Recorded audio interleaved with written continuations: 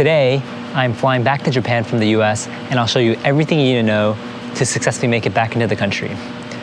As of right now, Japan is not issuing any new visas, which includes tourist visas, so this is only applicable for those who are currently living in Japan or are Japanese nationals.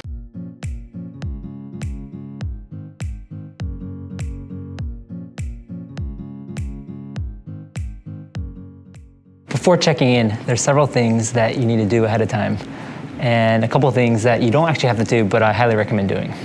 So first of all, obviously, you'll need all your travel documents. So you need your passport, your visa, and like I said earlier, Japan is actually not granting new visas, so you pretty much need to already have a visa or be a Japanese citizen. And the second thing you need to prepare ahead of time, and most importantly, is a negative PCR test taken 72 hours before your departing flight.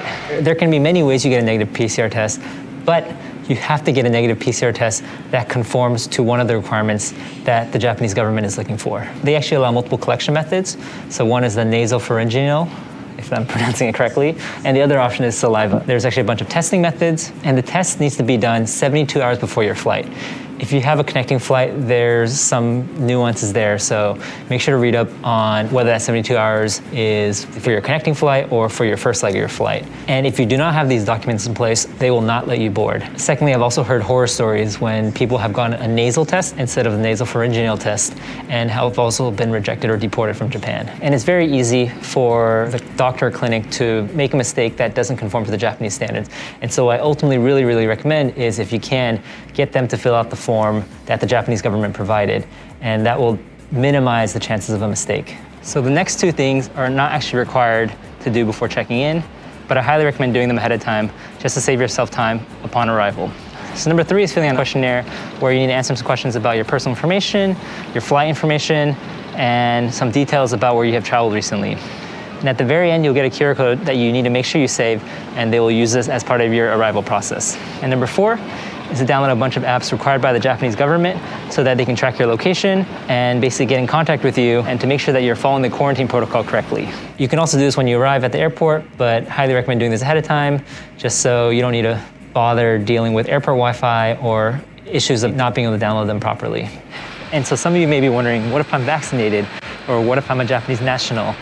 And none of that matters right now. So anyone who's trying to go into Japan right now has to follow the same policies and protocols. Although there may be some exceptions for the Olympic athletes, but that's another story. So I just boarded the plane and they gave us some paperwork to fill out. So looks like first off there's a questionnaire, and then there's a written pledge, and then there's a request instructions, and then lastly there's the standard customs form. Of course, like all travel still, you'll still need to be wearing a mask. And to give my mom some more peace of mind, I'm wearing this face shield as well. With all that being said, time to get some sleep and we'll see you in Japan. Good morning. We have arrived in Japan and are waiting to get off the plane now. Here's hoping to a smooth arrival process.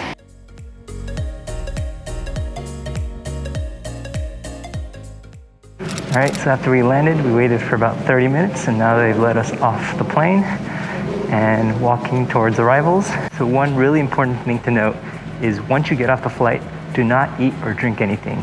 Because if you do, you won't be able to do the saliva PCR test and we'll have to do the deep nose one. And I know everyone wants to avoid those, so make sure to not eat or drink.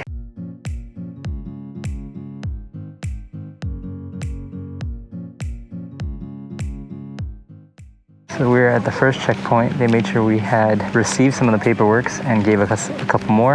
And for all of us arriving from California, which is now designated a high-risk state where we have to quarantine for 3 days, they gave us this green tag on our arm to denote that we have to have probably special treatment.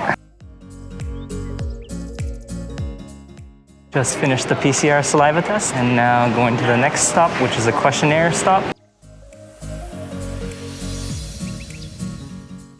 I just finished a huge maze of various checkpoints, and now we are in the waiting area and awaiting my PCR results. I want to say that some of the things I suggested to do earlier, like downloading the apps and doing the questionnaire ahead of time, definitely saved a lot of time since I was able to just walk right through and show the right documents and show the apps installed. 2 hours later. It is now 7:30, and so they have just started calling people by the number that you're assigned when you arrive. So hopefully I get mine soon and can then head out and go to immigration. Finally called my number, let's go. Got my negative result, and I think they're taking us to the hotel right now. Took about 3 hours of waiting. Currently in the middle of the immigration process. As a foreigner, they took us to a special side area where they're checking our documents, and I need to wait for that. Now they are taking us to the hotel. Meet my new friend. Fresh air. 4.5 hours after landing, we are finally heading to the hotel.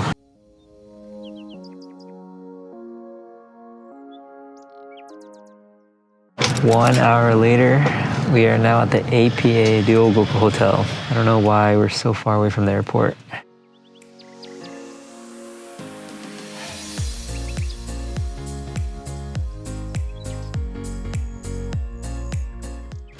Ah, 6 hours after our flight landed, finally made it to the hotel room. For the full details of my 3 days here, we will be posting a separate video, so be sure to check that one out as well.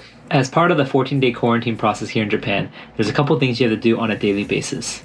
The first thing is you have to check in via the OEL app and report your location.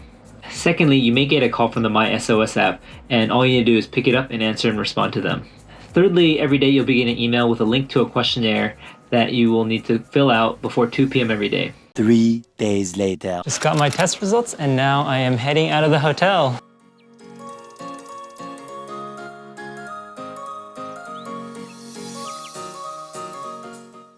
We have now left the hotel. They said we're supposed to leave around 4, but I guess we finished a little bit earlier today, so we're now leaving around 3 o'clock. And first, we gotta go back to the airport. From there, I have a private transit that's picking me up to take me home. A bit anticlimactic, but once we got on the bus, they just kind of let us go free. After all that hand-holding, it felt like they were gonna take us to a couple more spots before they let us go. We're free! So one final thing to point out is that you cannot take public transportation back home, and that includes taxis. So you need to have a private car or someone pick you up. Now to find my ride.